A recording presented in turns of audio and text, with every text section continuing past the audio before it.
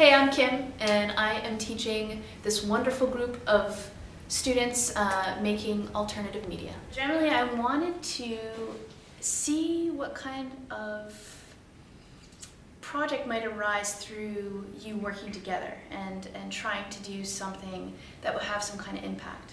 I was also really curious to see what kind of things that you felt were being misrepresented or underrepresented for your age group and for your generation. Because I think it's important that you have a voice. That's the most important thing for me. And if I can do that in any class, then I'm very excited to get you inspired and to do that kind of thing. I think also it's easy to set up 1:15. Documentaries usually you want to cut. Well, we're trying to debunk stereotypes. We're trying to show how stereotypes can make it difficult to solve a problem, and also it's yeah, because I noticed there's a lot of stereotypes about the homeless people, so we actually wanted to talk to them and get different reactions from different people, just to generate some sort of understanding about it, and that's pretty much our goal with this project. We want to interview the homeless people themselves, regular people, and people who work at a homeless shelter, to get an understanding of how stereotypes on the homeless people make it harder to solve a problem.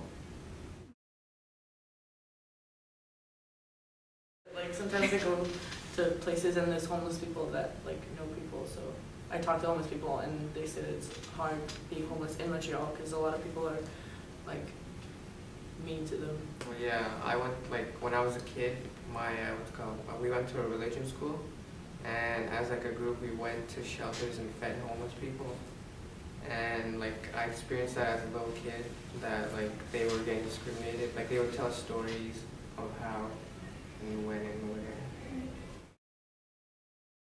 International Health, what we do is make people aware of different types of health issues that youth may go through.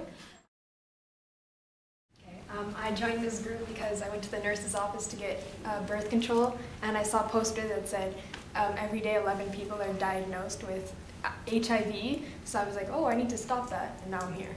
So. When learning about STIs and stuff, that there was a lot of missing information, and that for long times afterwards I would go and I would try to ask people questions, and even they didn't know the answers, so I think it would be good to just find these answers for these other people and tell them right away so they don't have to worry about it. We presented in front of our alternative media class a couple of days ago, and it was about a 2-hour presentation, and we tried to teach people from our age, our age group is 13 to maybe 17, 18 years old, because we want to inform people from the time they're young so that they can know for when they're older.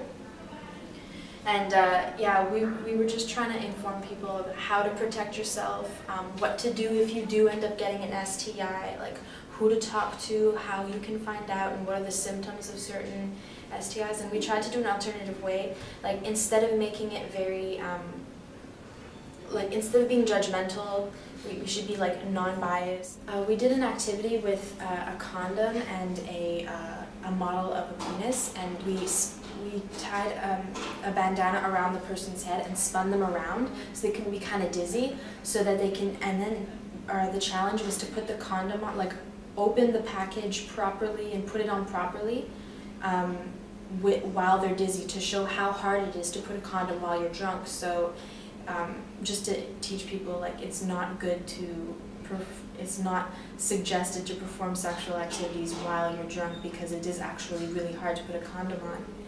And another activity we did was we took gloves and put on people and in one hand, and they received sexual profiles which told them if they had multiple partners, or if they were in a committed relationship, or if they always used a condom or never used a condom.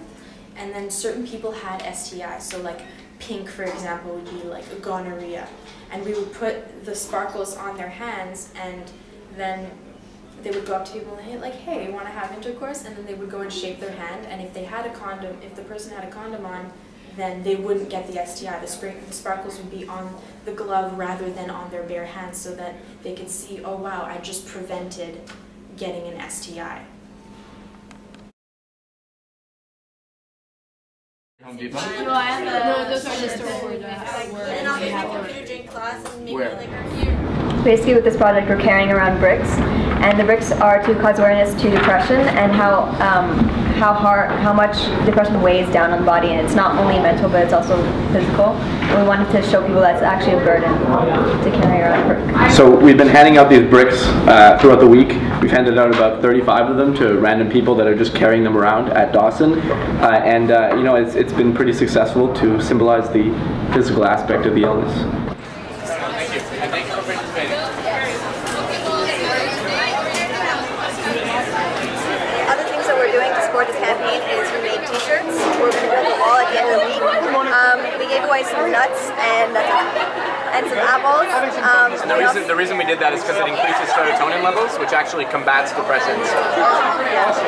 Also, we had stories in envelopes where it was stories from people from Tumblr and such, and they're explaining their experience with depression and I guess their suicide attempts and stuff like that. We wanted to spread the word and give people real stories so they actually know how it feels from real people. So we handed those out, and yeah, so bricks, t-shirts, and then at the end we're going to be building a wall with the bricks that we use. So it's going to be pretty sick. The major audience was actually people that don't have depression, though. We're trying to explain to people who might have to live with the disease but don't have it themselves that it is in fact real. It's an illness. It's not just like a state of mind or a mood. So we're trying to spread awareness to people and how they can deal with it themselves. Their slogan is "Don't turn a blind eye on those who need you most." So people don't do it. We need your help. First off, I'm really impressed with the work that you've been doing so far. My favorite moments of all were when we were sitting around trying to figure out what to do. Because those are the moments when I think every person in the classroom has something that they feel needs to be addressed, but they're not sure how to express it or how to make it a larger project or, you know, all those kinds of things. And then eventually it came to a moment where you figured it out. You know, you figured out, okay, this is what really needs to be addressed and this is how we're going to do it. And I think what's important to me and what I see coming from you is that you're all doing it in your own way. And you're doing it the best way possible, which is, you know, taking into consideration some of the tools that you have, working within your means, you know, working with whatever you have around you, really making this a community. You know, you're making your class a community, and with that you're creating new media, and that's something that I'm very proud of, and I'm very happy that I'm happy that you took the assignment and you did everything that you could with it, because that's what it seems like is going on right now. T-shirt. I got a t-shirt. I feel really happy. Yeah. Awesome. Thank you. Okay. Who's next? Beautiful. It's like asking for a t-shirt. Does it smell like vanilla? What are you? Does it? It does. It really does.